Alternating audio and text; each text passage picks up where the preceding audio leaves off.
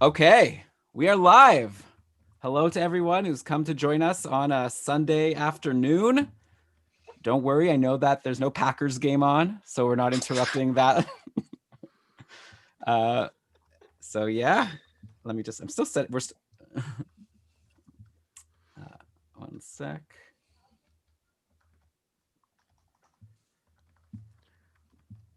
Did you push the button? Are we Yeah, live? we're live right now. Oh, wow. Great. I'm just having an issue on my side that I'm looking into, but you could talk and be interesting for just a second. No, I'm tweeting. Who can tweet and talk at the same time? Oh, I thought you did that a long time ago. The tweet is now paused. Oh, the tweet's paused?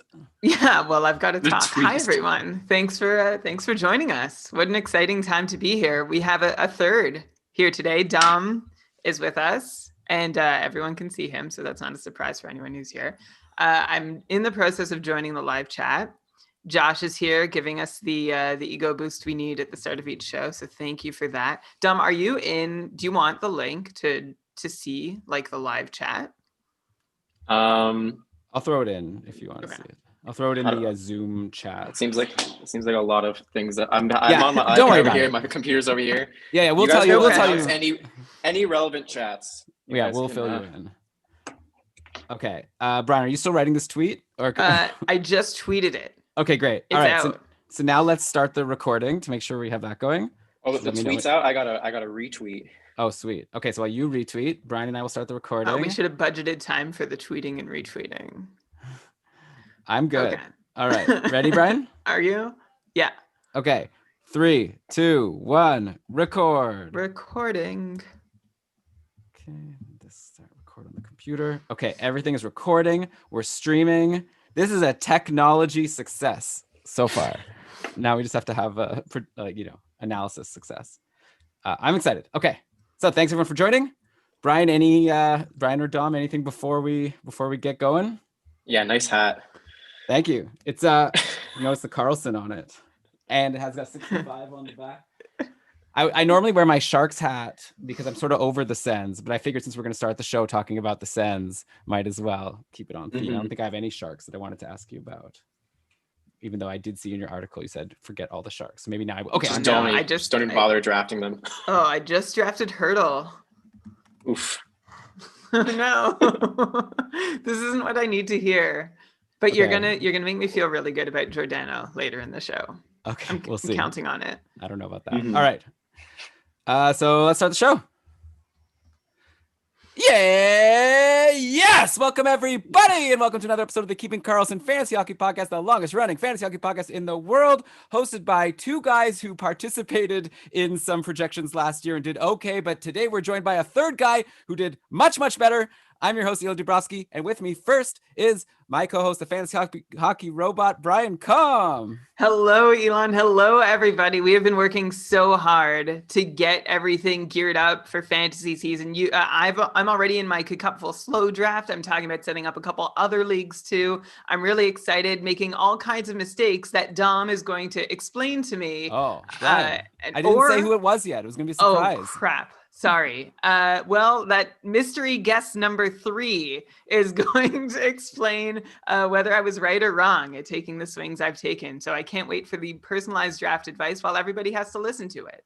Hey, that's how we started this podcast here, Brian, was me just asking you for advice. And here we are 7-8 years later, whatever. Okay, let's get to this mystery guest number 3 that no one has any idea who it is, even though I guess when you downloaded the episode, it probably said that it is our show with the great Dom Lucian from The Athletic, who every year comes up with projections that are world famous. He ranked very high on Fantasy Ref. Dom also writes awesome articles. You can follow him on Twitter. He's all over the place. Dom, thank you so much for joining us on Keeping Karlsson.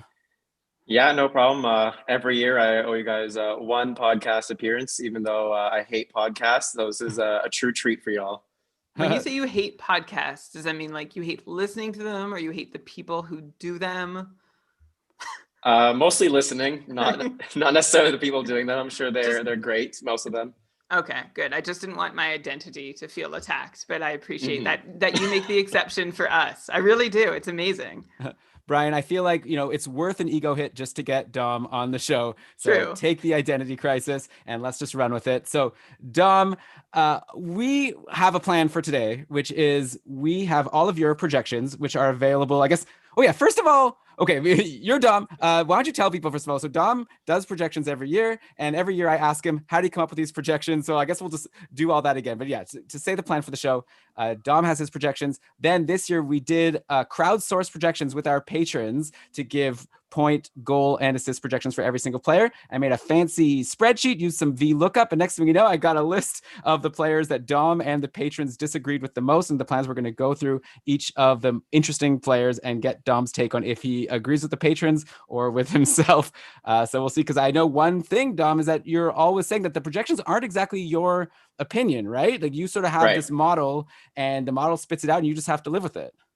Yeah, and I remember last year you were expecting me to be like very contentious and defend everything I do, and I'm just like, yeah, you know what? That makes sense. And I think you do need to have that hockey mind to know when to sort of go against projections, when you want to be optimistic about a certain player or pessimistic. And I think a wisdom of the crowd approach that you guys are doing is a smart way to handle that.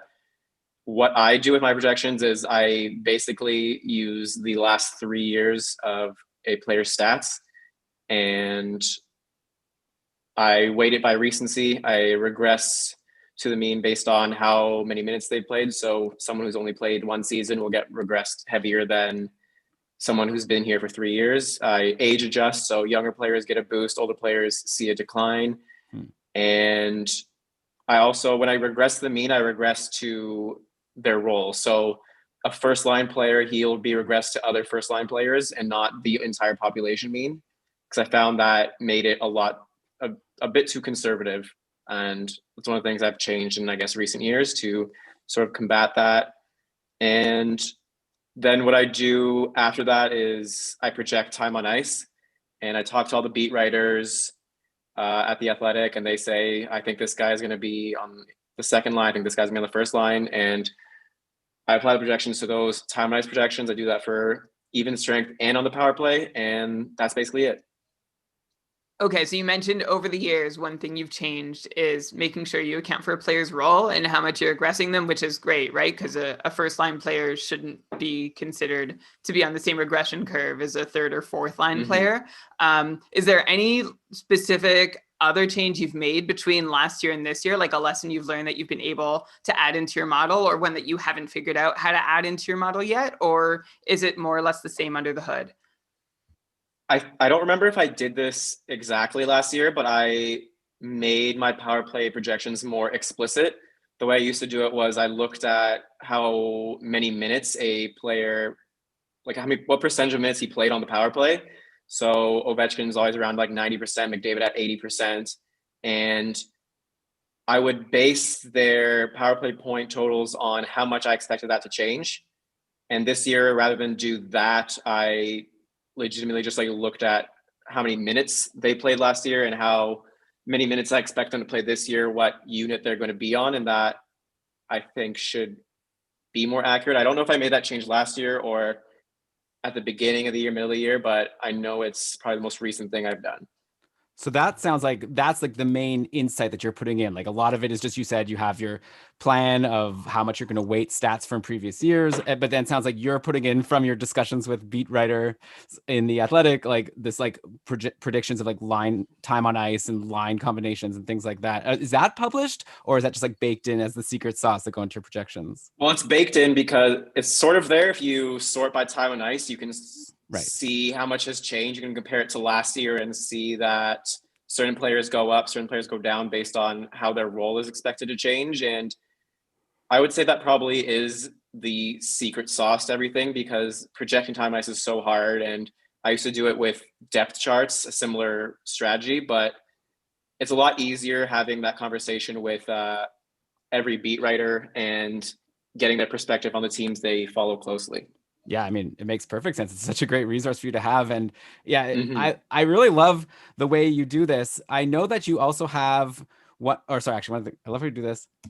Also, I know that this time on ice thing, I feel like it's so obvious And yet it's like not something everyone thinks about. Like I know Brian, like last year we kept on talking about like, why are all the Dallas Stars not doing as well as we expected them to? Pavelski and Radulov and Seguin and Ben, like everyone was down from what we expect going into the year. And I remember, Brian, your answer every single time was, well, they've taken like 3-4 time on ice minutes off their totals, and that's going to make a huge difference. And I guess, yeah, I feel like maybe that'll be the answer that you have for us when we talk about some of these players this year. Maybe it'll just be this player you don't expect to have as much ice time as previously. Yeah, it's a bit of that. Dallas is really bad for that. Nashville too. I'm pretty sure Phil Forsberg could be a 75 or 80 point player if he played on a team that liked him. Right.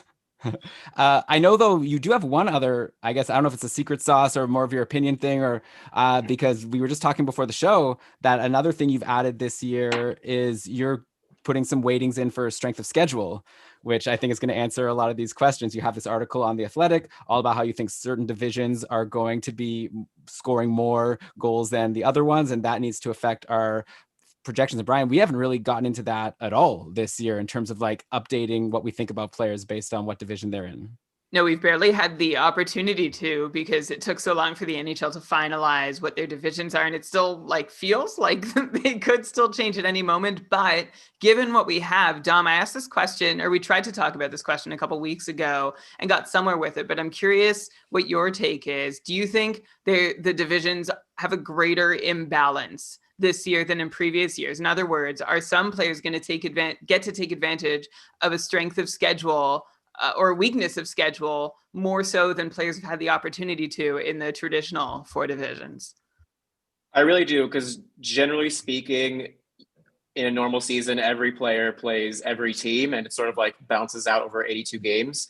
This season is strange where you're playing the same 6 or 7 teams 9 or 10 times, 8 times. So that's going to have a much bigger effect than usual, I think, when a player on Toronto is only playing Edmonton, Calgary, Montreal, a lot of Ottawa, instead of getting those games against Tampa, Boston, getting those West Coast trips against stingy defensive teams like Dallas or Minnesota or St. Louis. And that is something I accounted for this year in my projections. I don't know if many others have, but I took a look at the defensive value of all the players on each team. I looked at the goaltending on each team, and I sort of measured how much that can have an effect on each team's goal scoring. And what I found was it's going to be a lot easier in Canada to score goals and a lot harder out west to score goals. Okay, that was actually my next question. Like if you could just, because it's going to come up a lot, so we could just get it out of the way right at the start. So you said Canada's probably the easiest division to score goals, then the one out west yeah, is the one that's going to be the stingiest in terms of goal scoring. And are the two in the middle sort of close to one another? Yeah, so the two in the middle, they're both pretty close to average. So the best defensive teams will see a bit of a boost, like Tampa Bay in the Central Division. They will score a little more than usual because the rest of the teams aren't that great. But a team like Detroit, they'll still have a hard time because they need to face Tampa Bay 8 times. Right. Yeah, and I guess it makes sense. Out west, you've got San Jose with their amazing tandem of Dubnyk and Martin Jones. So I guess teams will be able to score some goals in those games. But aside from that, yeah, the teams that the Sharks are playing, Anaheim, Arizona, Colorado, LA, Minnesota, like LA is not known for being an awesome team, but they actually were pretty good at keeping goals out of the net. And a lot of people I know are high on like Cal Peterson. Yeah, like looking at it, I totally agree with you. Oh, they have Vegas with Robin Lehner. Yeah, that's you mentioned off air that you think San Jose is a division or a team that people should just be staying away from this year because of their difficulty of schedule. So you'd say like, don't draft any Sharks, not even our favorite Erik Karlsson? Don't draft them. Don't right. overdraft them. So Brian mentioned he took Thomas Hertl. It depends if you got Thomas Hertl as a steal or at his general ADP. I think that's the bigger issue. Right. So I'm furiously loading my draft results right now. I'm pretty sure I got him in the 9th round. So that would be, right at the start of the 9th round. So there's 14 teams times 8 picks. So I got him about 114th overall. Okay. No, I don't know. That seems okay. I don't know the ADP off by heart, but I'm sure it's just fine. Take it. Yeah, But yeah, Karlsson is a guy who you do have lower than our patrons projected, and I'm sure the patrons weren't considering the schedule because the divisions weren't even set at that point. The patrons had Karlsson on average at 63 points. With a high of 75 and a low of 45, but it meaned out at 63. You have him down at 57, which is kind of like an insult to our friend Erik Karlsson, but I guess now you've justified it pretty well. And I got to imagine also the age regression. Do you like take injuries into account at all? Like, is it like the concern that Karlsson hasn't been healthy for a while? Is that something that goes into your projections or not at all? Yeah, so it's all of those things. I think I started doing games play projections 2 years ago because I found that they do actually help, and Karlsson not playing full seasons over the past 2 years or so, it does hurt his games play projection. In terms of power play time, he's gonna see a fair split with Burns. Right. Probably still get his fair share, but it won't be what he's used to from back in the day in Ottawa. And just playing in that division where every single other team is a difficult team to beat defensively. You got Vegas, who has a great defensive team, plus Leonard. You have St. Louis, great defensive team, plus Binnington. You got Minnesota. Their goaltending isn't great, but they're a great defensive team. John Gibson, Darcy Kemper, they're all there. And even LA isn't that bad. So it will be very tough for them to score. And literally every Shark player in my model took a drop because of how difficult it'll be. Yeah, that makes sense. By the way, I'll just mention that when I said that you projected him for 57 points, I actually I didn't ignore your gameplay projection, but I changed it to an 82 game pace. So actually all the times that I'm going to be mentioning your projections, I'm going to be referring to your 82 game pace projection just so it could match up with what the patrons projected.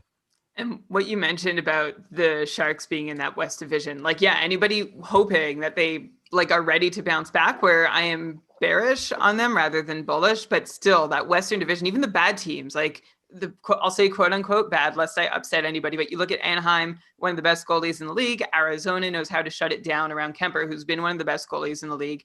LA, Elon already mentioned, has a great defensive system. Minnesota historically has had one too. So even the teams that should be weak, unfortunately, their one strength is generally on defense, and that is in stark contrast to, you look at the Central, and you've got Chicago and Detroit and Florida, Florida might be the exception there, but who are missing a goalie and a defense for the most part. So that's really, I wish I had thought through more of this sooner, although I really only have Hurdle from the West. So maybe I'm going to keep it that way in my cupful draft. One thing, just going back to how you regress for age. We had a question come up in the chat because we've been having this chat on our patrons only Discord server about peripherals and how to project them over the last few weeks. And so Jeremy in the chat, who is really great in our server, by the way, he helps with a lot of stuff. So thanks, Jeremy. But his question is, do you model age curves, especially for things like peripherals? Like, I noticed you project Quinn Hughes for a surprisingly large increase in hits and blocks. And I wonder what caused that, or if it's just time on ice, just a matter of, these are his normal rates. He's going to get this much more time on ice. And that's why, or do you actually expect him to hit or block more? I don't have age curves for hits or blocks. I think it's just goals, assists, and shots. I'll have to double check. It might be there for blocks, but I'm not sure. I think the big thing with Hughes is I expect him to play 4 more minutes or so. Right. So that's probably the main reason he's ahead. It's also possible that I was wrong somewhere and there's an error in the calculation, because I saw that he was up really high and I'm like, that does seem high for Hughes. So I'm not 100% sure, but I don't use any age curves for the peripheral stuff other than shots. That's interesting. I wonder, I don't know, something maybe to think about and play with, just because I drafted, and we'll talk about this later. Again, this is all going to be about my draft, which, by the way, Matt in my chat is in my division. He reminded me that I also drafted Evander Kane. So I've got 2 Sharks. But someone like Mark Giordano, who's 37 years old, is he going to hit and block less than he historically has just because he's older and his body can't hold up? I'm just curious whether you could create an aging curve for peripherals, which I've never seen, right? It's generally take the player's average from the last couple of years and, you can tweak it a little for ice time, but not for age. Yeah, it makes sense when you bring up the Giordano example. I feel like I've seen certain players block shots less, just anecdotally. I think Drew Doughty is one of those players who block shots less than he used to. So it's something to probably look into, but it's not something I have yet. Yeah, that's fair. I think the thing with Quinn Hughes is like, I always think back to how Erik Karlsson was never a big like peripherals guy for the first few years of his career. Like he didn't block a lot. Then there was that one random year, like 4 or 5 years ago, where he like was almost leading the league in blocks, and it kind of came out of nowhere, made no sense. So I've kind of been thinking like, yeah, like Quinn Hughes doesn't seem like the kind of guy that you're going to draft because you're expecting him to give you like, you know, a big boost in peripherals. Like you're drafting him mainly for offense, but also I don't like to just assume that someone who was a teenager in their first season is going to like hold on to those peripherals. So anyway, it makes sense to me, but also the extra ice time, it makes sense. Do you know what's possible here? It might be the regression because he's regressed with other number one defensemen. So the average would probably like really boost him up because it'd be the average taken from all the other number ones who do block a lot. Oh, okay. So you're saying now that he's a for sure number one defenseman, that changes what you expect him to do. Okay. Makes sense. All right. So we actually have a lot of stuff to get into here with you in terms of, like I said, comparing your projections to the PPP, which is the patron projection project. I guess to start, though, one piece of news that came out yesterday, but I promise I'll tie it in because I know it's not actually that interesting for fantasy on its surface, but Derek Stepan got traded to the Ottawa Senators for a second round pick. And I saw you made fun of it on Twitter. Everyone's very funny on Twitter, by the way. Whenever a trade goes down that people don't agree with, it's always like a really good time on hockey Twitter. Do you have a sense of like why the Sens would do this? No. Because I thought they're rebuilding. What a classic interaction for someone to do. Can you make any sense of why the Sens did this? And just like a very sad no coming on the other side.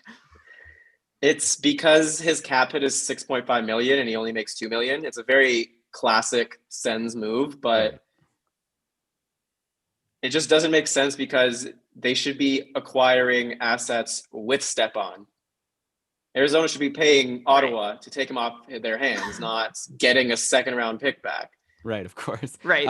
They did the Coyotes a big favor. I will mention, not that it excuses anything, because like a second round pick is a second round pick, but the Coyotes got Columbus's second round pick back, and Ottawa still holds their own and San Jose's. But yeah, like the Coyotes now have $3 million in cap space where they were in cap trouble before the deal. And that, like, you look at how the Canucks acquired Paul Stastny for a fourth round pick to help the Golden Knights out of cap jail. It's wild that the Sens got a worse center who I think costs about the same, if not more, for a higher pick. Did you say the Canucks? The Jets got Sorry, the Jets, the other Canadian team. So, Dom, you projected Derek Stepan for a 35-point pace in your projections. I assume you're not going to be rushing to change that now that he's in Ottawa. Like, you'd assume that he's going to have a decent opportunity to be a top six center, right? I would expect so, but I don't really see him doing much different. It's not like he's going from one terrible offensive team to a real good one. He's going from Arizona to Ottawa. Right, yeah. And then I think the other players that I want to ask about, because they were guys I noticed anyways, but like Barrett Hayton, maybe is this good news for him because now he has an easier ascension to the top six in Arizona. And again, like you said, Arizona's not a very high scoring team, so it's not as if you could expect much. And they're in this division that you said is like the division of death. But is this the kind of move? Am I right to assume that Barrett Hayton maybe deserves to be moved up people's draft boards a little bit just because now Stepan's not in the way, or was Stepan not going to be in the way anyways? I don't know, because I don't think I'd have like Hayton like even on my radar, but I guess he's a former top 5 picks and someone has to score in Arizona. So this could be the year he makes a step, but he feels like a guy that might be on waivers and you take him after like his first week being good. Yeah. Just to summarize, the Sens needed depth at center. Now the Coyotes do too. Like they have Hayton. There are other guys that are available to play center. You've got Nick Schmaltz and Christian Dvorak and Johan Larsson, who I feel has mostly played wing in his career, but can also play center. So like it's still like better than Minnesota, but I don't know better than anybody else for the Coyotes and their center depth. No, I don't know, Brian. Like, I mean, Schmaltz, Dvorak, Hayton, and even Clayton Keller can play center. That's not terrible. Like, I mean, these aren't like nothing names. But anyway. I don't think Keller can play center. I think I've seen him play center. Okay. Dom could tell us. I don't think he plays much center. Okay. You win. So one player now, getting to the projections that actually matter. There's a guy that used to be sure bet for like point per game or higher back when he was on the Penguins. Then he went to Arizona last year and totally fell off a cliff. Of course, I'm talking about Phil Kessel. And I see that you actually pegged him in your projections for a bit of a bounce back next year. You pegged him for a 57-point pace, even though last year he paced for only 45. The patrons were not as bullish. They projected Kessel for 48 points on average. And again, you're at 57. And he's even in this division where you've been giving people a hit. Mm-hmm. So that must mean you really like Phil Kessel. Is that true? I think it's the issue of still having that data from the Penguins years, like sort of clouding everything. Even with that though, I don't think he's a 45-point player. I think he still has something left in him. I think he was a bit unlucky last year in terms of percentages. This is just off the top of my head. I'm not 100% sure if that's the case, but based on his scoring rates, I feel like that was probably the case. He'll still get ample power play time. I think there's room for him to bounce back. I don't think he's completely washed yet. You're right about those percentages. Kessel had a career low 5-on-5 shooting percentage, just 4.5%. Although, like, there you go. His expected goals rates also dropped, but not so substantially that you'd expect all of a sudden him to be like worse than half the shooter he was before. He also had a career low IPP down at 65% compared to 75%. So I agree, Dom, like he may have been bad last year, but his variance sunk him even further than he deserved. Also, he had a low shooting percentage on the power play to go with that low 5-on-5. His actual, like, a funny thing is that his individual numbers on the power play held pretty similar in Arizona compared to Pittsburgh, but still, even though he was doing the same thing, his point rate production on the power play was pretty much cut in half because, you go from the Pittsburgh power play to the Arizona power play, and that's just what happens, even if you keep doing all the same stuff you've always done. Yeah. Like also Phil Kessel's like 33 now, so he's getting older. So I imagine he even got a hit for your age-related regressions. You still have him pretty high. So, but like you said, it makes sense that you're saying a lot of it comes from just the numbers from Pittsburgh. So maybe if are you saying that like if you were to project him for your own fantasy league, you wouldn't have him at 57? You're saying you wouldn't have him as low as 45, but maybe we're talking closer to around a 50-point guy? Yeah, I think 50 probably seems much safer. Somewhere between 50 and 55. 57 is probably a bit of a stretch, but I think he could be someone you can maybe buy low on this year. Yeah, maybe a good guy to take a swing on. Don't let him go undrafted. Like take him at the end of your draft if no one's taken him at the very least. And you could always, if it's not panning out, you could always drop him like a couple weeks into the season and go with someone else. So another player, I guess, involved here. So going to Ottawa. They get this center in Derek Stepan, who we're saying doesn't really move the needle very much. So there is a player on Ottawa that I noticed that you projected for a big increase over last year and a lot higher than what the Patrons did. That's Evgenii Dadonov, who got signed by the Sens as a free agent over the summer. So last season, Dadonov had 47 points in 69 games for Florida. That's a 56-point pace. The previous 2 years, he paced for 70. So I'm starting to think that I know what your answer is going to be. The Patrons projected Dadonov for 58 points this season, or 58-point pace, and you went with 66. So a big jump, almost back to what he was doing back in Florida. Do you agree with this projection? And like the thing that really jumps out at me is like Brady Tkachuk led the Sens in points last year with a 51-point pace. So obviously we think that Tkachuk could be better, but like to have Dadonov all the way up at 66 means the Sens are going to have to score a lot more goals, I would think. Yeah. I expect the bounce back there because he used to be a 70-point player. I don't explicitly factor for the fact that he's going from Florida to Ottawa, but the fact he is in that Canada division, right, and the fact he used to be a 70-point player was the main reason that he's jumping up so much. Yeah. Okay. So yes. So this doesn't have a whole lot to do with his situation in Ottawa, right? No. Like your model didn't really account for him changing places. Cause I was going to say, with the 66 points, that seems like as many. I've been going on all off season about how I don't know that any Senator can get more than 55 or like 60 points tops. So 66 sounds like a lot for Dadonov. But again, that's going on the like what his Florida self showed. So I guess where I'm at with him is I'm trying, like, this sort of reminds me how we all wondered what Panarin without Patrick Kane would look like when he was traded from Chicago.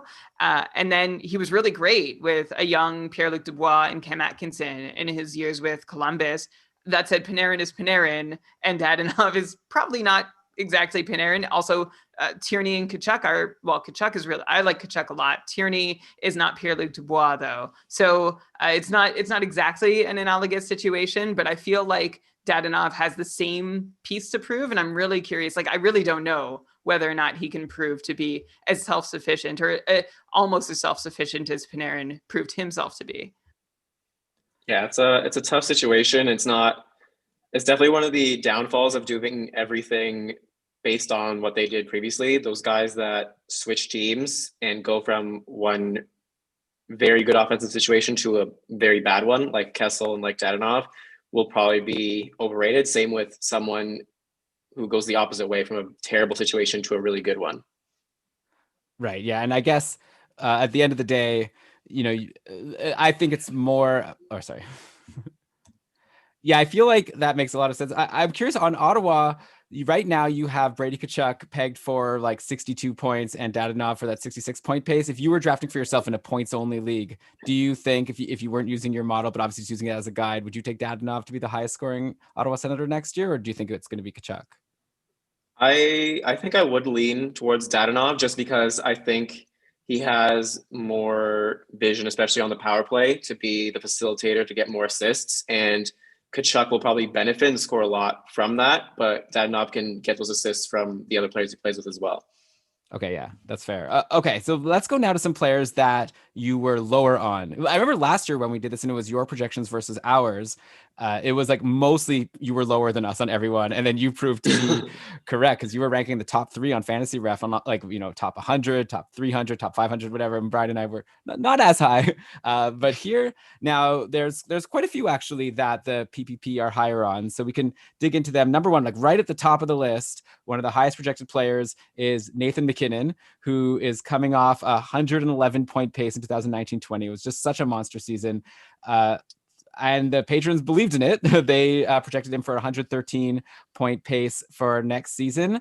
And I guess he's in this division in the West. And I wonder how much that caused him to take a hit because you have him down at a 97-point projection, which is still great, but obviously a lot lower that, like we're talking like 12, 13 points lower, which I guess the higher you get in points, the lower of a percentage difference that really is. But yeah, do you think that MacKinnon is going to have the lowest of his last 3 season point paces? Like the last 3 seasons he's paced for 107, 99, and 111. And now you have him down at 97. Yeah. So I started at 100 and the division brought him down to 97. That's the main factor there, but 100 is obviously still under 110. I'm not 100% sure because it was a bit surprising to see MacKinnon that low as well, because I also figure 110, especially after his playoff run. I think it's just regression, being conservative in general and not having that many players at that level. And for MacKinnon in particular, I think because he had that 99-point season or pace, 2 years ago, that being the second most prominent season in his recent history probably drags him down a bit. Right. The other thing is, keep going. Sorry. The other thing is, this is a weird season where the most recent data we have is from the playoffs. And that was a full 6 months after the last season ended. And I don't use playoff data because it's sort of messy. And I think that'll cloud a lot of people's perceptions, but it's also an instance where MacKinnon took a very real step in the playoffs to be even more dominant than he's ever shown. And he may continue being on that pace. And that might have been a glimpse of what we would have seen if a season did start around that time. Okay. So you're very open to MacKinnon still cracking 100 points. There's just 2 factors at play. The first is that he did have that 99-point pace 2 seasons ago, which still weighs fairly heavily in your projection. And also, if you're aggressing him to other first-line players, there just aren't a whole lot of 100-plus point players in the NHL. So even if you respect the fact that he's a top-line player, which of course you would, other top-line players don't get 100 points. So they're still dragging down the projection that he gets. But he is the standout, right? Second time in 3 years that he's put up these crazy good numbers. And that other season was 99 points, which is still crazy good by so many standards. So you're not necessarily saying the 99-point season was the sustainable one. It's just having enough of an impact on his projection in your model to just bring it down and be more conservative than more aggressive. Yeah, I think I only have McDavid and Draisaitl that are like really up above 100 points, and everyone else is probably just right around 100 points, maybe a little higher, maybe a little lower. And it's just a matter of being more conservative than other projections generally. That's fair. I see you've got Matthews like right at 100-point pace. And yeah, you have a couple guys like right close to there, but Mitch Marner I see also. But yeah, mainly McDavid and Draisaitl are the only ones that go a lot higher. Oh, David Pasternak. By the way, people don't forget about David Pasternak. He's going to be back at some point. We've talked about that on a previous show. But yeah, Dom, obviously you have him very high, and why not? So okay, now let's talk about the opposite of Connor McDavid in every single way. Someone who had a really bad year last year, though in the previous season he was really awesome. But in this case, your model did not weigh that previous season too highly. I'm talking about Jeff Skinner on the Buffalo Sabres, who the patrons have some belief in him bouncing back from his 23 points in 59 games last season. The patrons projected Skinner for, I guess, a healthy looking 52 points, obviously very far down from his 40 goal, 63 point season 2018-19, but better than last year's disaster. Dom, I see your projections. You've got Skinner's point pace improving by only 7 points, which would put him down for a 39 point pace.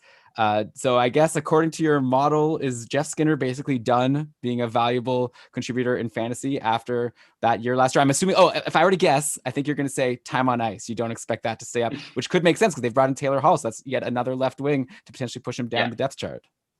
Yeah, so his time on ice probably goes down, Taylor Hall coming. Most importantly is his power play time on ice is going to take a serious hit. If you look at Buffalo, they probably have a power play of Taylor Hall, Jack Eichel, Rasmus Dahlin, Sam Reinhart, and Victor Olofsson. And that doesn't leave much room for Skinner. And the problem with that is Buffalo uses their top unit around 70% of the time. And it's not a lot of time for Skinner to really rack up power play points. I think that was one of the big driving factors of his production 2 years ago. The other thing, which I realized you sparked my memory of how my model works, and I think this might explain McKinnon a bit, but I think his power play production went down a little last year. I know Colorado's power play was only average-ish because of all the injuries. You guys can double check this. I could be wrong, but I think with my model, I have a very heavy weight on last year for power play results and then the second year, and not so much for 3 years ago. So I think him taking a small dip there is part of the reason that he's down, and it's the main reason Skinner I don't expect a huge bounce back from. Okay, I just looked up McKinnon's numbers, and he took like maybe a very, very small dip on the power play. Like he's been about, somewhere between a 35, 37 power play point guy each of the last 3 seasons. But Jeff Skinner, of course, like only 3 power play points in 59 games last year. And that's with a 50% share of power play time for the Sabres, which is really bad. Like that just speaks to some bad variance, I think, because if you're on the ice with a 51% share of your team's power play minutes, you're almost certainly gonna get, you should get 10 points just by being there. So Skinner was probably pacing for 5 in an 82 game season, which is bad. So that's one reason, that's one reason why I think his last season was even worse. Of course, at even strength, this year looks a lot more promising. Even if he loses that top power play deployment, I still think he can pick up 10 from the second unit or close to it. And then at 5-on-5, he's got Stahl with either Olofsson or Reinhart. And that beats whatever mix he had last year between Marcus Johansson, Connor Sherry, Sabatka, Evan Rodriguez. So I see reason to still be optimistic that we didn't see Skinner's best last season, but I am with you that without power play one time, I see obviously we can't put his floor as high as we'd like it to be, and that 40 goal season ain't going to happen again, but I still think he should be good for at least 50 points. And I still think Skinner has upside for several more, although he has made a career out of posting these really good underlying numbers and having weird variance. Like his on ice shooting percentage last season was below 7% at 5-on-5, which was awful. But this is what Jeff Skinner has made a career of doing, looking really good. And it just seeming like he has this bad variance, but it doesn't actually correct itself for the next year. So he can actually meet the expectations we have for him. So I feel 50 points is reasonable. Closer to 60 with What? some on 5 luck. Like I know that's bullish. I just feel like his 5-on-5 situation is so much better. Okay, well, I mean, oh, sorry, please. We have a he guest here. he might not even play with Eric Stahl. That's what I was gonna say, Brian. Like you're Yeah. like assuming like we have Victor Olofsson and Taylor Hall as left wings. Like we might be talking about a bottom Yeah. 6 Jeff Skinner that Okay. you've just called for 50, 60 points. Okay, well, I take back the 60. I think 50 is a reasonable goal. That was like my excitement upside. I have a hard time seeing him pushed out of the top 6. Like there is a configuration where he fits, and I think he can play both sides. So I don't see why they would bury him again on the third line, especially making $9 million a year, although that didn't stop them last year. So I guess what I'm hearing from both of you is that I need to get over Jeff Skinner. Yep. Brian, I love you, but I'm gonna have to agree with Dom here. This is an anti-wet blanket moment. Sorry, babe. Okay, let's go now to the Colorado Avalanche. Again, if I was a better host of the show, I would have grouped these guys together. But another guy who is kind of like Jeff Skinner in that, but the flip. So kind of like a McDavid. Man, we have a bunch of players that basically were bad one year and good another year. And now we're asking Dom to try to explain why he chose one year over the other year. And so I'm going to go to Andre Burakovsky on the Avs, who was nothing much when he was on the Capitals. He had one good year where he paced for 50 something points. But aside from that, he was generally like a 30, 40 point guy. Last year, he goes to Colorado and he was amazing. He broke out, right? 45 points in 58 games. That's a 64 point pace. Like I said, his previous career high pace was 45 points when he never even reached 50. The patrons liked what they saw from Burakovsky last year. 33 projections averaged him out to around a 58 point pace, but Dom did not agree. Dom has Burakovsky pretty much going back to his Caps numbers with a 46 point projection. One thing I'll say is it seems like the patrons are because Burakovsky did benefit from some injuries. I think he got to play with McKinnon for a lot of the time while Ranson was injured. And so I wonder if Dom, you're assuming with a fully healthy Avs lineup, Andre Burakovsky doesn't get those primo line mates and maybe all that ice time that he had last year. That's pretty much it. And I think he got a fair amount of power play time too as well last year. I'm not 100% sure, but he won't get the McKinnon treatment. He'll probably be on the second line, not getting as many power play minutes. And I think his on-ice shooting percentage last year was stupid, just ridiculously high. And that generally regresses, and that should see his point total drop down. Not it would still be the second best point pace of his career, but I just don't see it at the level he was at last year. Yeah, I can color in those lines that you said about getting that power play time that he probably won't get back. That was when Landeskog and Rantanen were both injured. So he was on the top power play with McKinnon, Kadri, Donskoy, and I guess Makar would have been the fifth. So yeah, I doubt he can pace for 16 power play points from the second unit. And that 5-on-5 shooting percentage that he benefited from, he shot over 20%. Well, he actually saw his expected goal rates decrease a smidge from earlier years. So Burakovsky's a guy that I like, but 65, I very much agree, is a very uphill climb for this season. And I feel like he's more likely to be on the underside of 60 than over. Of course, you're going all the way and saying underside of 50. I think I think it's more likely, Elon, I don't know. This feels like a place where I could get you into an over-under bet if you're high on Burakovsky.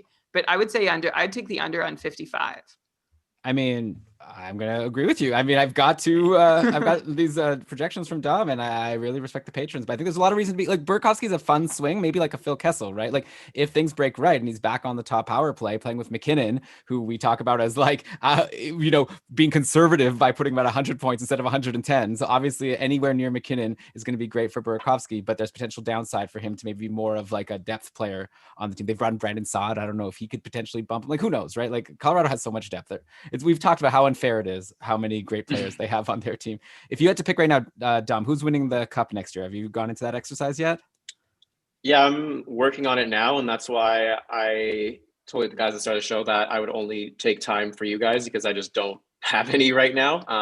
Oh man, I would say Colorado's probably the favorite now that Kucherov is out for the season. If Kucherov was playing, or we knew for a fact he'd be back for the playoffs, then I would still lean Tampa, but now that that's not the case, then I think Colorado's the team to beat.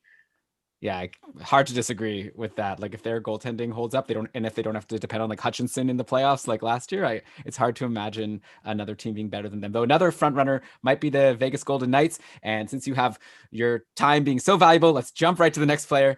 Shea Theodore is someone who, again, the patrons project higher than you. So he had a 53-point pace last season, but it really was like kind of two separate years. You could split up, like get a very slow start, only 9 points in his first 22 games. And then Theodore like exploded, 37 points in his final 49 games. That's a 62-point pace for that final stretch. He was also great in fantasy, with like lots of shots on goal. Like he was a monster at the end of the year. Anyone who had him, maybe if he was dropped into free agency early on, if you got him, like that was a steal. Anyways, going to this year, the patrons like him to keep it up. With 20 projections, there was a 55-point mean for Shea Theodore, close to his overall 53-point pace last season. Dom, you have him down at a 45-point pace, which is basically saying that what he did last year is not going to be sustainable. Is this like having something to do with Alex Pietrangelo coming into the picture? Or just that Theodore had never been more than a 40-point guy before last season? Like, yeah, can you color in like why it is that you have Theodore not keeping up what he did last year? Oh, I love Theodore, and I think a lot of the people who are really high on him, I think the fantastic playoffs he had probably contributes to that. I think the big issue is Pietrangelo, though, because last year Theodore, I think, got around 75% of the power play time in Vegas. He was their number one option. I think that really helped to up his point totals. With Pietrangelo at around 65% in St. Louis, you expect they're going to share a little bit more. And I think he scores a little less because of that. I think I bumped both down to like 60% of the power play time. Okay, so does that mean, I guess, so you think with Vegas rolling 2 even units because they can? Like, do you think they would have done this without Pietrangelo? It just seems weird to me that they would acquire a defenseman just for the sake of it, break up. I mean, they did this a couple years ago, of course, but I don't know if Pete DeBoer has ever rolled 2 even power play units. Not to say he couldn't start now, but it just seems, especially like Shea Theodore, really emerged as a legit, like the first half of the season when he was cold, he actually didn't change much. In the second half of the season, when he got hot, he actually just started getting rightfully rewarded for all the work he was putting in. Like his numbers, like he did take a legit step forward in his, like in his shot generation, his expected goals, and his on ice numbers. Everything looked so good. So I want to start him at 50 points. And I suppose Pietrangelo being there does limit his ceiling somewhat. Maybe those are minutes taken away, although Nate Schmidt ate his fair amount of minutes too. But I want to think the sky's the limit for Shea Theodore, but I think you and your model are probably right that we just need to temper expectations a little because we don't know how things are going to be shared around. Yeah, and that's the big thing, is not that I fully expect the power play to be split. It's just that there's now uncertainty whether is Theodore going to be on power play 1. Maybe they do give it to Pietrangelo. Maybe if Theodore has a cold streak, they switch and put Pietrangelo there and he has a hot streak and takes the reins for the rest of the season. It's difficult to guarantee that he'll get those minutes, and that's why it's important to downgrade his usage there. Yeah, I really like that you brought that up, Dom. That's actually a discussion we've been having on our Discord recently. Of like, I guess I feel like last year I really got burned by like assuming with like 100% certainty, like how a brand new situation was going to work out. Like I remember thinking like PK Subban going to New Jersey, like lock it in, top power play. It's going to be huge. Like Jacob Trouba going to, the Rangers. He's going to run the top power play, both like so totally wrong.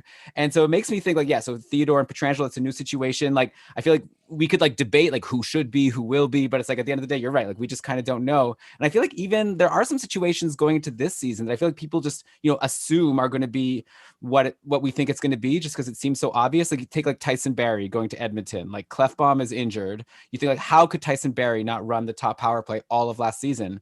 But like at the same time, like there's this little like voice in the back of my head saying, but like, how certain should I be? I can't be 100%. Like last year, I was so confident about Subban and it didn't work out. So I'm wondering, like, when you were coming up with your time on ice and power play projections for these new situations, like Torrey Krug in St. Louis, another one that seems so obvious. Why wouldn't he step up on the top power play? But like, how confident can you be that they're going to both run their respective top power plays all season long? I think in those cases, you can be pretty confident. Krug, I did downgrade him, but I put him to what Pietrangelo was used last year. So he was at 75 with Boston. Pietrangelo was 65 in St. Louis, so I put Krug down to 65. He does potentially have competition with Vince Dunn, maybe even Colin Parayko, but Krug has also been one of the best power play quarterbacks in the league over the past like 5 years. So I don't think they're going to take him off. I think they brought him in specifically for that job. And it's the same with Tyson Barrie. He's not a good 5-on-5 defenseman. I don't think Edmonton brought him in to do that. And when you look at every other Edmonton defenseman, his biggest competition is like Darnell Nurse or Ethan Bear, and I can't see him losing that battle.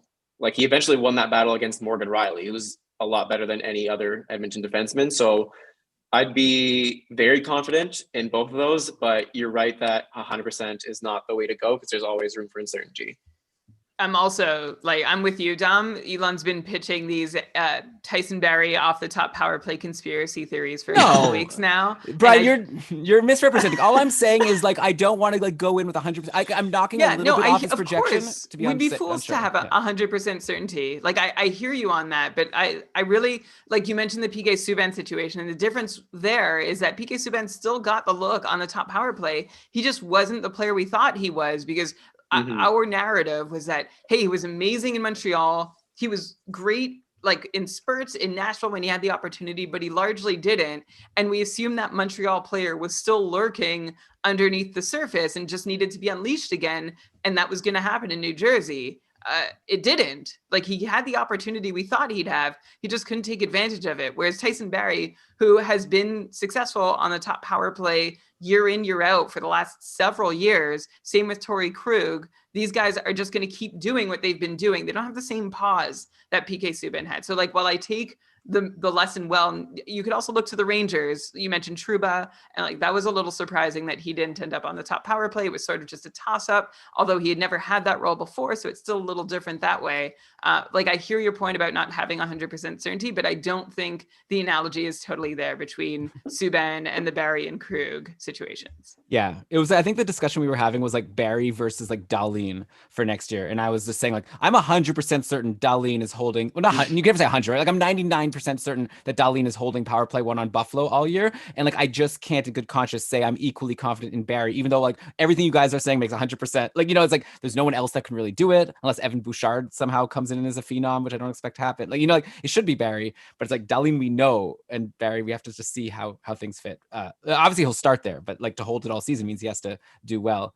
Okay, anyways, back to the scheduled content. Let's go to more players that we disagreed on the projections a little bit. So, Dom, you had Jake Guentzel not keeping up with what he did last year. So maybe this is just a thing where your model is taking previous years into account, because Guentzel paced for 90 points last year in the 39 games he played. The previous year, he paced for 76. The patrons have him closer to the 90 at 86 points, and you have him back down to how he did a couple years ago at 77. Is that the whole story? Just what I'm saying, that your model is just going to penalize him for his 2 previous years where he wasn't above a point per game, or is there anything else to be not concerned about? 77 points is still great, but a little bit not as excited about Jake Guentzel. Yeah, I feel I'm a boring guest because I'm just gonna have the same answer every time. It's been great so far. The model said. With Guentzel, I think the big issue is he only played 39 games last year, and because that's such a low amount of time, it doesn't change the projection from the previous year as much. There's just not as much data there. Okay, that makes perfect sense. Right, because there was that sophomore season that was so, I guess there's that doubt lingering from that sophomore season where Guentzel had just those 48 points. He also, I guess, I wonder if he's being dinged a little for shooting 30% on the power play last season, but Guentzel did the same too. I'm actually wondering if Guentzel can be a consistently 25% or higher power play shooter, which would put him in a league of his own, amongst power play forwards in the NHL. But over the last 3 years, his power play shooting percentage has been 27, 21, and 30, which is just crazy. So he's averaging, around 25%.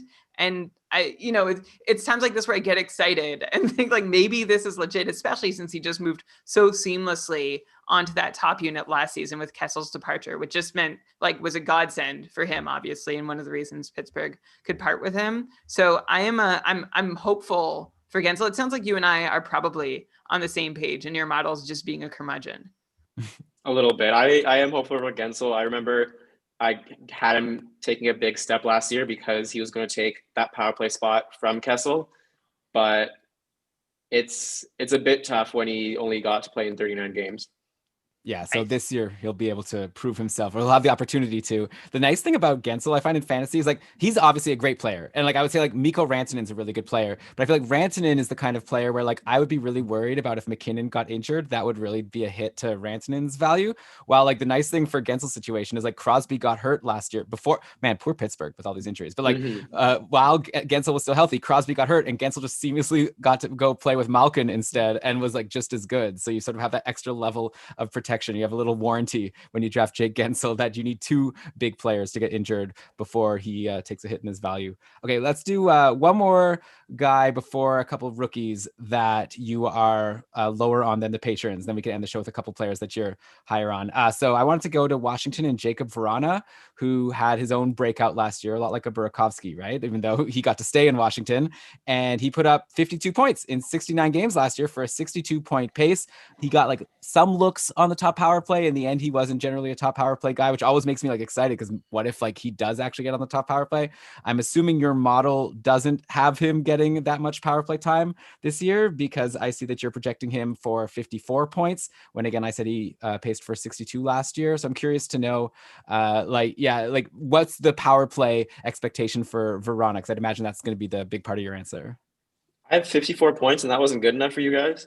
I mean, last year he paced for 62. The patrons are projecting 63. The patrons think he's going to keep getting better because maybe he'll get more power play time. But you're like, nah, less. I just don't. I'm not sure who he would displace on the top power play. That top power play has been the same for like a decade, but at the same time, last year it was kind of average for the first time in that decade. So maybe they do need to mix things up, and I think Verana would be a nice spice of life to that top unit. Maybe you take out Oshie, maybe you take out one of Backstrom or Kuznetsov and get another guy who can score in there. So I can see that.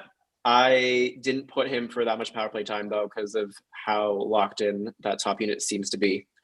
Yeah, that top unit up front, of course, being with Karlsson. On the back end, you've got Ovechkin, Oshie, Kuznetsov, and Backstrom. And it was Kuznetsov's spot that Verana took. And I think that's one of the storylines I'm looking most at going into next season. I don't see a huge difference between how successful the Kuznetsov version was versus how successful the Verana version was. But I do find it funny, like Dom, you mentioned this unit has been together for nearly a decade and has been so freaking successful.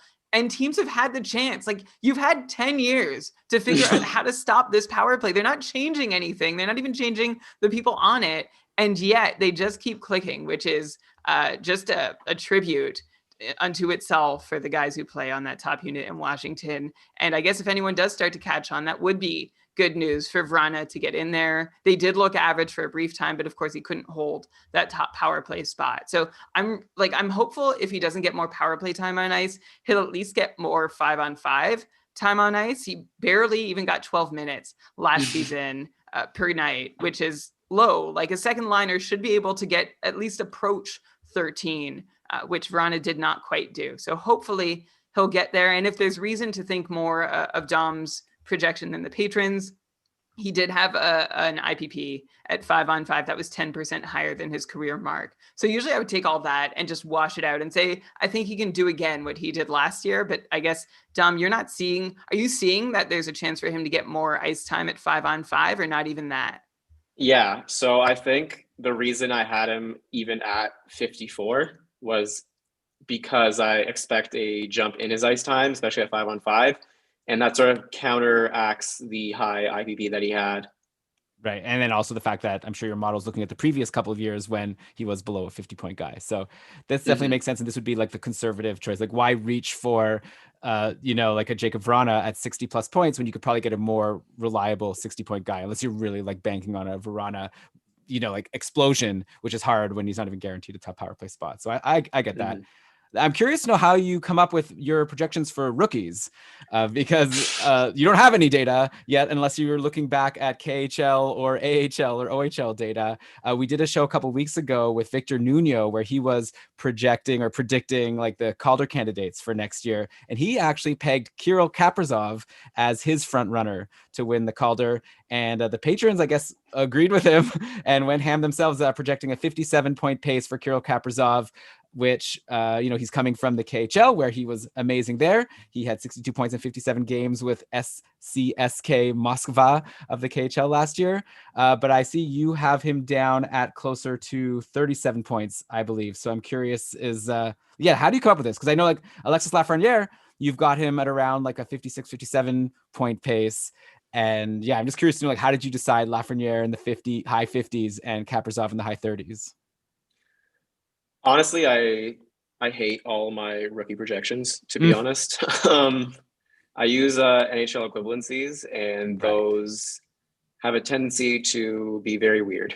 And so Lafreniere, I age adjust those NHL equivalencies. So that does help with someone like Lafreniere and Byfield. But for Kaprizov, because I think he's over 20, he gets dinged from that, and his projection doesn't exactly equal his NHL in the KHL. So honestly, if anyone has my projections and they're like, I don't know about this rookie projection, just change it, because I don't think it's that great. And you should probably look at what other sources have and do an average. I think that's the best way to go about it.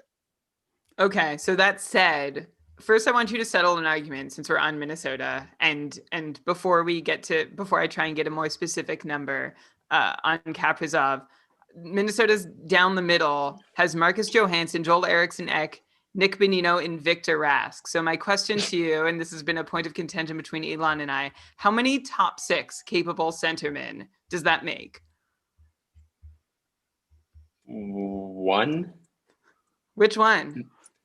Might be Nick Bonino, but not from a fantasy perspective anyways. Yeah. So Bonino's Brian's a good basically defensive center. And Brian's basically saying that he doesn't think that like someone like Fiala or Kaprizov can get that many points because they won't have a really good center. And I countered that Patrick Kane won the Art Russ with Artem Anisimov as a center a few years back. So come on, who cares? I don't know. I'm saying that I've said that they can't. I'm just saying it's wrong to assume that they have one. Like they could beat the odds, but like Fiala and Kaprizov are both like either new to the NHL or new to producing in the NHL. So we don't need to, this doesn't need to spill over too much further. But Kaprizov has been on like near the tops of a lot of people's lists for the Calder. In fact, we had Victor Nuno, who Elon just mentioned on our show a couple weeks back, and his top 5 Calder candidates were Kaprizov, Valimaki in Calgary, Ilya Sorokin, Igor Shesterkin, or Marco Rossi. Do you have a favorite among that group or someone we haven't mentioned yet as a rookie that you are prepared to draft onto your fantasy team this year? I don't draft rookies ever. I actually have a fun story from I think a couple of years ago. I'm in a big keeper league where, by the way, one of my keepers is Nikita Kucherov, and one of my other keepers is Braden Point. And here's what makes it worse. Yeah, I completely because his value is also going to take a hit not playing with Kucherov. Yeah. It wasn't the same, but it was the same. Oh no, sorry. Yeah, last year I completely sold out for this year, so I traded everyone.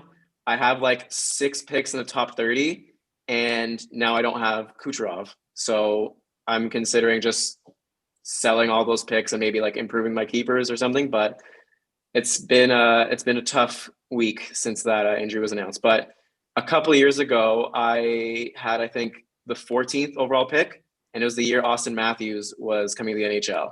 And the guy in second, I told him that there's no way Matthews doesn't get drafted first. And I really wanted Brent Burns. So I traded up specifically to get Brent Burns because there's a team that dissolved and their keepers all went to the draft. And Brent Burns was the best defenseman available. He gets all these shots. And I convinced him to make that trade. I traded Klingberg and 14th for number 2 because I figured Brent Burns was going to massively outscore Klingberg and I'd be fine with that. And then I traded down from second to number 3 because the guy at number 3 wanted Kuznetsov.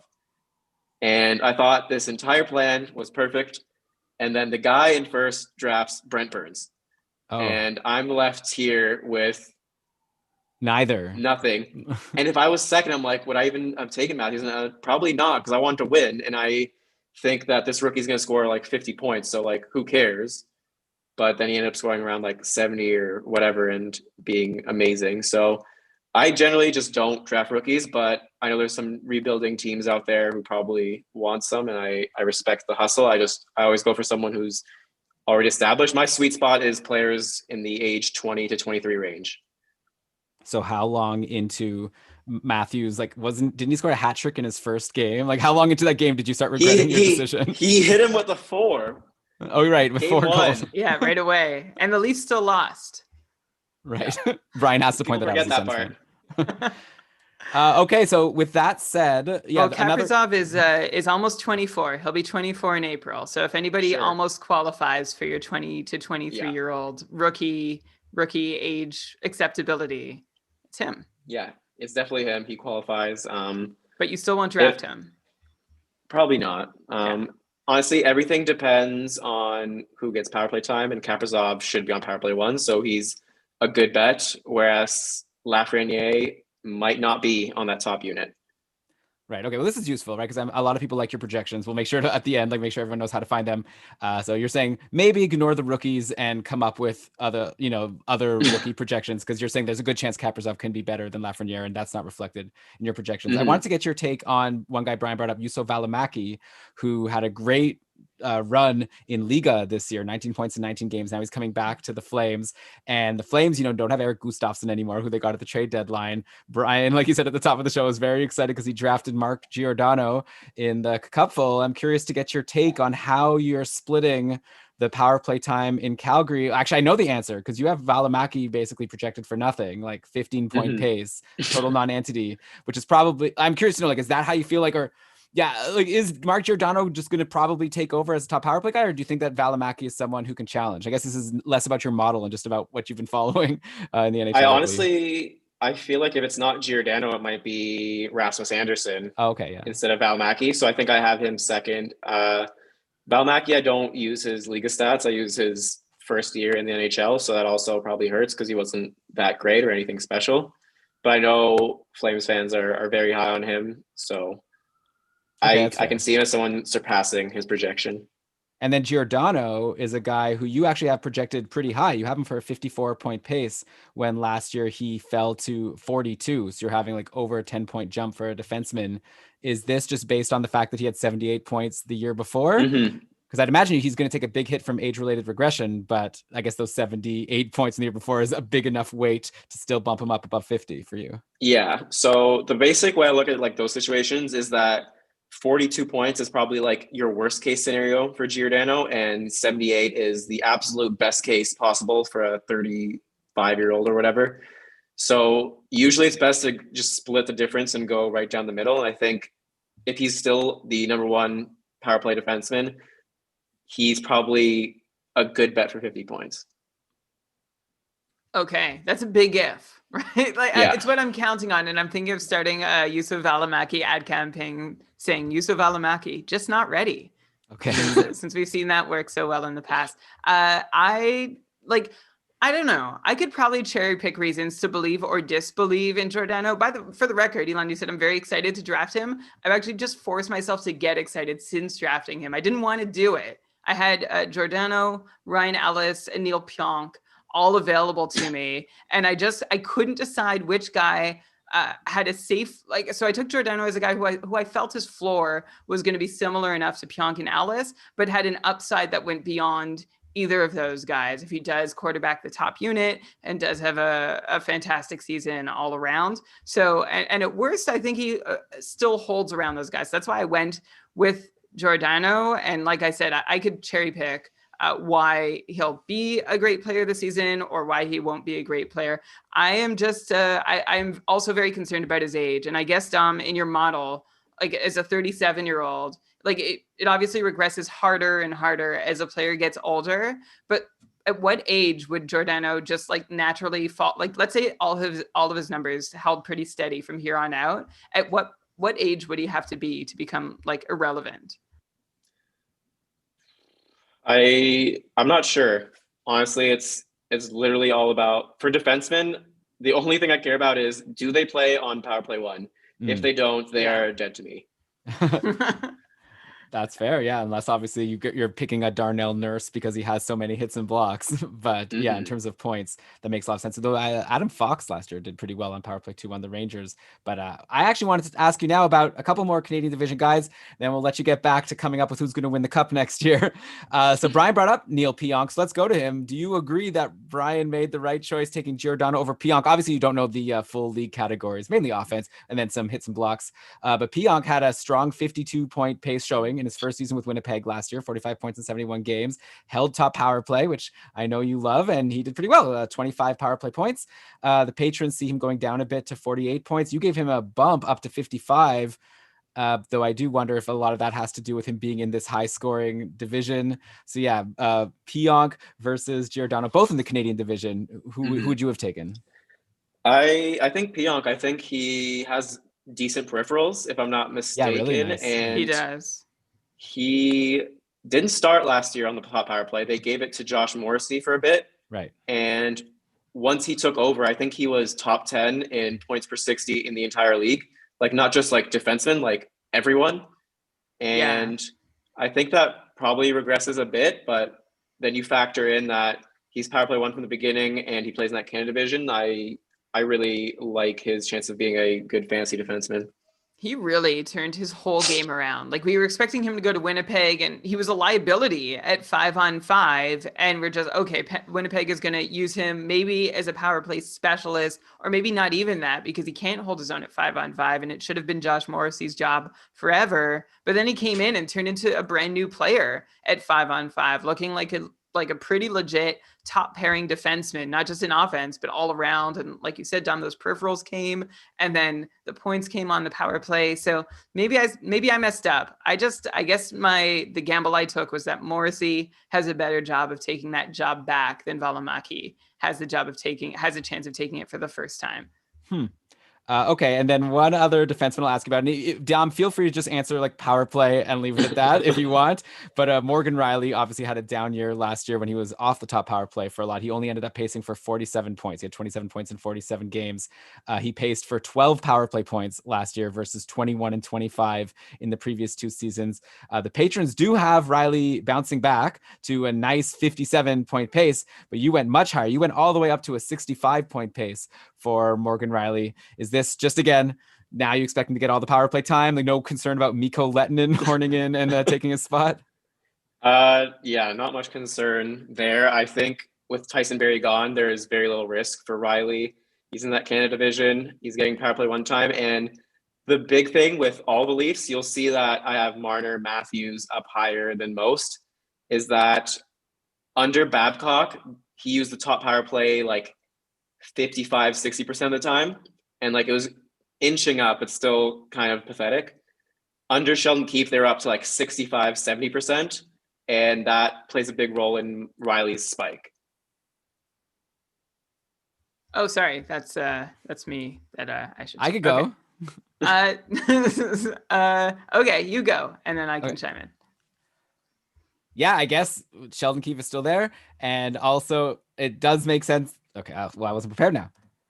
Yeah, I guess it makes perfect sense that with Sheldon Keefe still in the picture and all that extra power play time, I see, like I said, you have all these Leafs super high, and they're in the Canadian division. They get to play the Ottawa Senators, so it makes sense that the Leafs should be on people's radars. The thing is, in fantasy already, Leafs tend to go super high because there's a lot of Leafs fans that play fantasy. So I wonder if now it's like you have to really reach to get your Toronto Maple Leafs. Like, where would you be taking Austin Matthews? Like, is he the kind of guy that you take, like, Draisaitl, McDavid, and Kucherov's out of the picture, McKinnon? Is it Matthews 4th? Do I have that right? I would have a serious discussion about Matthews over McKinnon, especially with the division strength. And if you're in a league where goals count more than assists, then I think you have to go Matthews. I would say he's in the top 5, and I've seen draft lists where he's lower than that. So I think you can still get a decent steal. Same with Marner, who I think is worthy of a first-round pick. Yeah, I don't think it's possible to reach for Austin Matthews this year. Like, he just because he belongs probably in the top 5 of most drafts. I think he does for our cupful scoring. And Marner, I probably could fall a little just because he had a bit of a rough patch last season plus an injury. So he might have dropped a little further off people's radars than he deserves to have. And I'd say the same thing for Morgan Rielly. last season seemed like a bitter disappointment after that 72-point pace he put up in 2018-19, which, don't get me wrong, I don't think he can repeat that. 20 goals for Morgan Rielly, that can't be a thing that happens often. Like, I think he really is like a 5 or 6 goal guy, but back on the top power play, imagine he can hold it for the season. He had 57 points with 25 power play points when the Leafs were splitting time between their top 2 units. I don't know if they're going to do that again. They didn't last season, or they didn't so much last season. So I really would be hopeful that he is the power play quarterback on a legit power play 1 unit that plays at least 60% of the team's power play minutes. And that should, like, I'm with you. Like, I see him getting some nice totals, and he takes about 3 shots a game, which is nice. Unfortunately, he doesn't hit or block a whole lot, but if he's doing all that other stuff, then who cares? Yeah. Yeah, looks like, looking at Dom's projections now, I didn't really actually look at Leafs, but yeah, you have like Tavares improving. You've got Nylander sticking at like around 70 points. So yeah, this year, grab your Leafs. You've heard it from Dom. But okay, let's end the show. Okay, the number 1 place probably to end the show and keep people happy is in Toronto. But I want to go to another very popular team. Let's end in Montreal, where another player that you're pretty into and even higher than the patrons. This is someone who is not a rookie, so it's not the type of player that you're not going to draft, but he is going into his second year. Of course, I'm talking about Nick Suzuki, who this 21-year-old, he pays for 47 points in his rookie year. And then he had a great playoffs, right? 7 points in 10 games. Looks like you've got him pegged for a big increase, all the way up to a 63-point pace. The patrons were more conservative, having him at around 55. So as the answer here, it's fun now to try to play a guessing game of just every player and be like, what's the reason? I'm going to assume ice time, right? Do you think Nick Suzuki is just going to start taking the lion's share of the ice time on the Habs? I think so. The Habs obviously love him. They thought Max Domi was a 4th liner during the playoffs and completely expendable afterwards because of how great Suzuki looked. And I think he might be the thing that helps solve that top power play issue, because last year he didn't get power play 1 time. I expect that to change this year, and I expect him to be used more around the 17-minute mark. I think he was much lower last year. I think he takes a big step just from usage alone. Brian, you're muted. Right. Yeah, I got it. Sorry. Right. I'm just looking at that top power play unit that they had rolling for most of last year. So Suzuki did sneak up there when he took Joel Armia's spot eventually. But before that, it was Armia, Tatar, and Domi, and there were a lot of names being mixed around there. But Suzuki, yeah, he wasn't on it the whole way through. But this year he should be. He's so young too. Like, he's not even 22 years old. So I'm actually really excited to see where he goes. I guess the only knock on him is that he plays for Montreal and Claude Julien, which means, offense is not necessarily allowed at all times. So that puts a cap on any Canadians scoring. But do you think Suzuki is going to be the highest scoring Montreal Canadian this year? Like, above, I guess, Gallagher and Tatar would be his top competition. I would say so. Yeah, I think he has it in him, especially because Montreal doesn't love playing Gallagher or Tatar a whole lot. And I think he has a bit more offensive upside, I guess, than both of them. Okay, yeah. I guess Montreal is interesting. Also, they're in one of these teams where it's really hard to predict because it's going to be a new situation, right? Because they also have Josh Anderson and Tyler Toffoli coming in. So it makes sense that they love Suzuki and they'll put him on the top power play, but they definitely have lots of options. They could go to 2 completely even units, go 50% each with like Petrie and Weber each quarterbacking each one. So yeah, that's a tough team, but they're in Dom's favorite division, the Canadian division. So they're going to maybe have an opportunity to score more goals than Julien normally would let them. Can I just ask if does that cut both ways? Like, if you're looking at the teams that have a bad defense in the Canadian division, like Ottawa, or like, are the strong teams even sort of poor defensively, or is it really just that the weaker teams are just going to get beaten up on and not going to see any advantage from their own sort of strength of schedule? I don't think there's a good defensive team in Canada. Like, maybe Calgary, maybe Montreal, maybe Toronto after adding TJ Brody. But if anything, all 3 of those teams are like average or a bit above. There's no top 10 defense in that division. I think that's what's going to make it the most fun, is there's going to be so many goals and so much chaos this season. Yeah, Team Chaos all the way. I'm really excited. And of course, that'll make, especially with all the Canadian teams playing each other, the more 6-5 shootouts you get, the better. Last question before we let you go to telling us all who's going to win the Stanley Cup. We haven't talked about goalies at all this show, and that's sort of by design. We have no luck projecting them, and needless to say, we try every single time, and we're going to have our Schmore Goalies Board episode next week. But in the meantime, I'm just going to ask a very general goalie question. Do you have a goalie take to share? Anything hot, anything cold? Are you counting on anyone being super reliable or something about the way starts are being shared? A bounce back for John Gibson, if you want me to give you a specific question. I'm just wondering, like, at your fantasy draft, when it comes to goalies, are you reaching? Are you fading them? What's your plan? My plan is usually to fade goalies and take one that everyone hates and hope for the best. I think last year Hellebuck wasn't like that high of an option. He ended up being the best. So I think it's best to look for those guys in the late rounds than go big on someone like Price. I remember a couple of years ago was a huge pick and he just started sucking randomly. And that's just the thing with goalies, is that sometimes they do that. Bobrovsky last year is a great example as well. One goalie I think that might be overlooked is Cam Talbot. He's going from Calgary, a not great defensive team, to Minnesota, probably one of the best defensive teams in the league, and should see a high save percentage as a result of that. I don't know about the wins, but considering how terrible the West Division is, Minnesota basically has a free ride to fourth in that division. That means a positive record, and it feels like they're going to really ride Talbot to that end. Yeah, I love that pick. I'm with you. Like, I love the idea of just waiting a long time, getting all those like primo skaters with your high picks, and then if you could get a goalie like Talbot, who might have a decent save percentage, even get you some wins, it's worth it. And it, like, who knows, he could end up being better than the goalie who someone reaches for. Like last year, everyone was reaching for Bobrovsky, and we all saw what happened to them. But okay, Dom, this is awesome. Thank you so much. Our annual tradition, sinking our teeth into your projections and trying to get as much out of you as we can. I think this has been really cool. Can you let everyone know where they can find these projections? Because also one thing I haven't mentioned is when Dom doesn't only give you projections, he gives you this whole spreadsheet that helps you rank your players for your specific fantasy league. It's really amazing. So Dom, maybe I'll just open the floor to you to tell everyone what you provide and where they can find it. Right. So it's a fancy spreadsheet where you input all the settings for your league and it creates a customized ranking just for you. So you don't have to deal with the general rankings that everyone else puts out, because they won't always apply to your specific league. And you can find that sheet now on The Athletic. I think if you just Google fantasy hockey athletic, it'll probably be one of the first hits. And that will get you off of trying to spell my last name.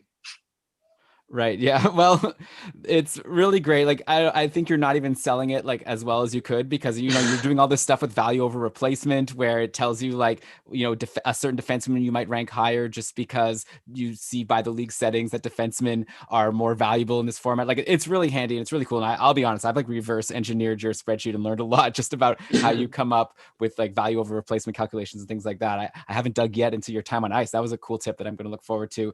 Okay. So I guess everyone can find Dom at The Athletic, or if you want to try it out, you can find at Dom Lucian on Twitter. I'll bet you if you write Dom L in the search, I'm sure Dom will come up pretty high.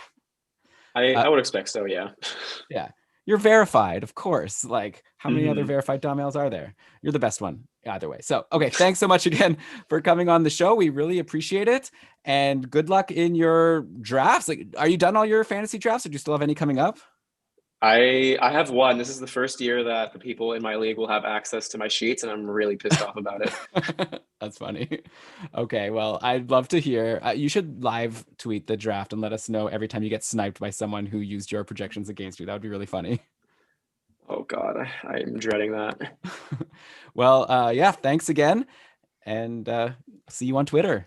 You need to release a fake set of projections ahead of your draft, and like, who cares how many people get inconvenienced by following the wrong ones, but then you surreptitiously swap them out for your real ones after your own draft, and that saves you.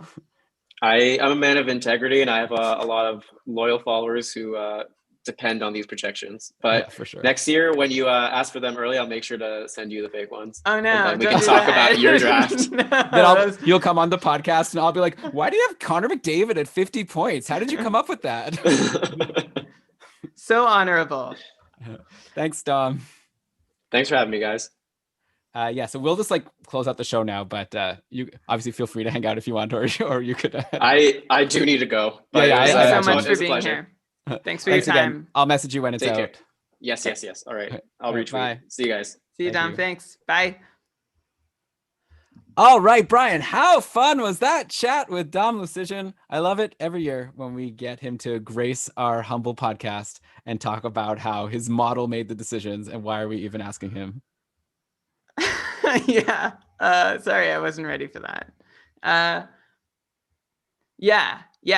One day his model needs to become, what's the term for when a robot, his model will become sentient.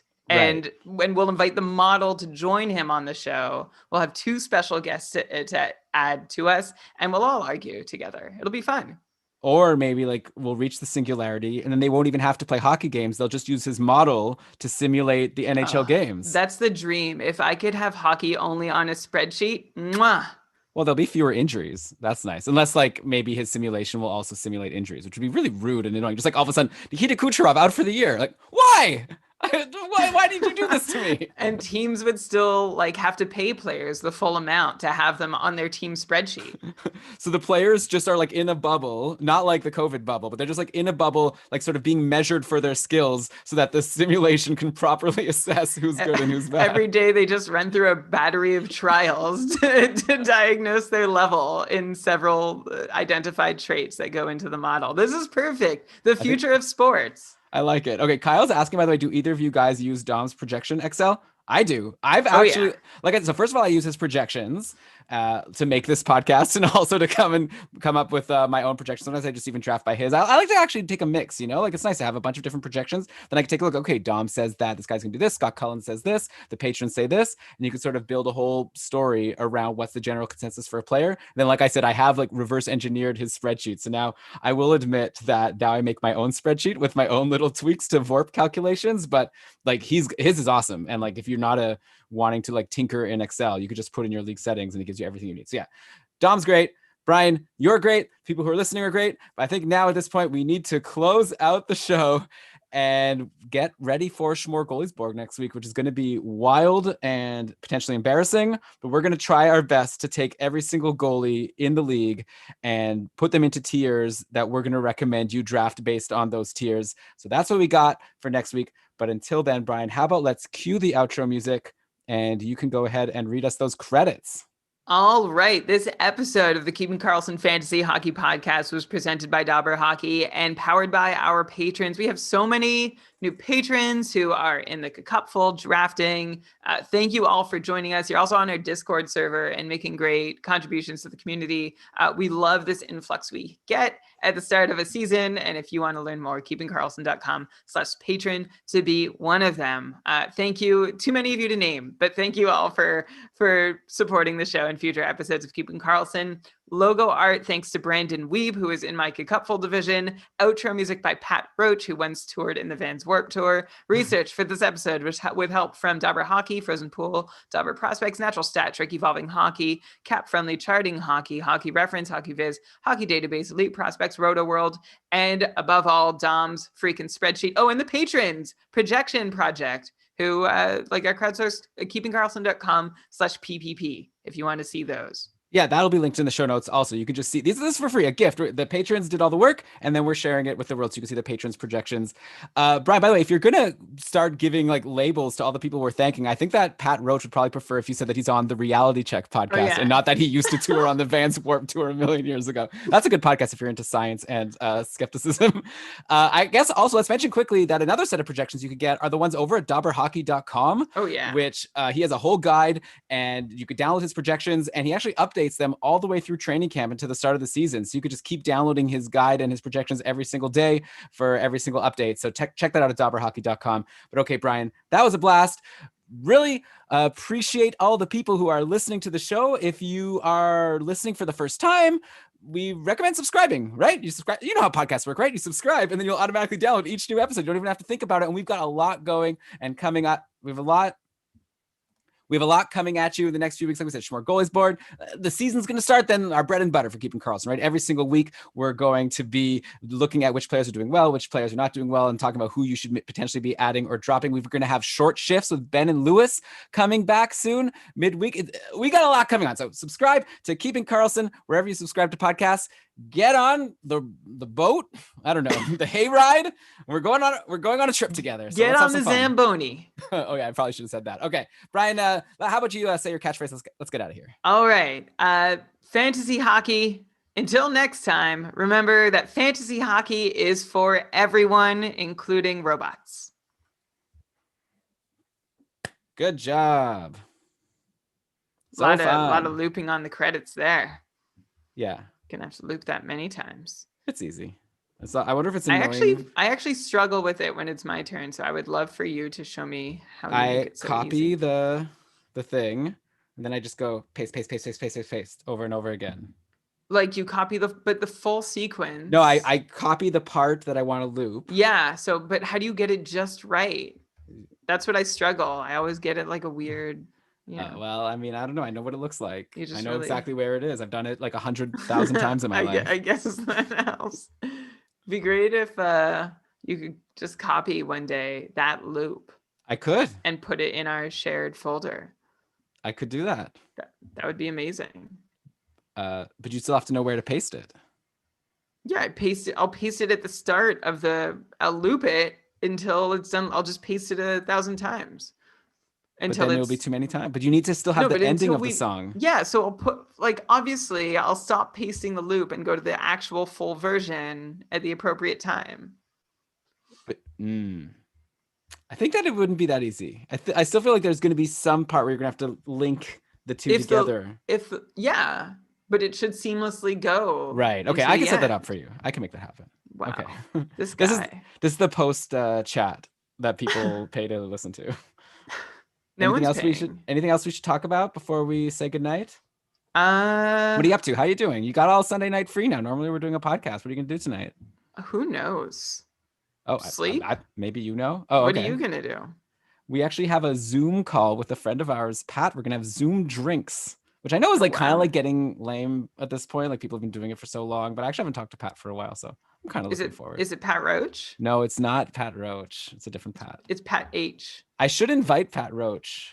It would be fun to talk to him. We should get Pat Roach on the show. We should try and get as many Pats as we can on the show. Pat Roach knows a lot about music, and he knows a lot about science.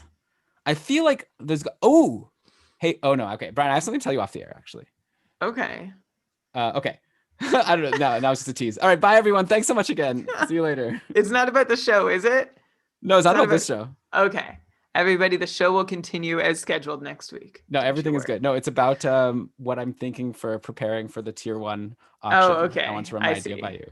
I see. All right. See ya. We'll link to Bye, everything. Kyle and Shams and David and Jeremy and Alex and everybody who joined us in the chat. It's so great to have you enriching our live show experience. And for Matt reminding me who I've actually picked in the draft. 2 Sharks. Now I'm sad.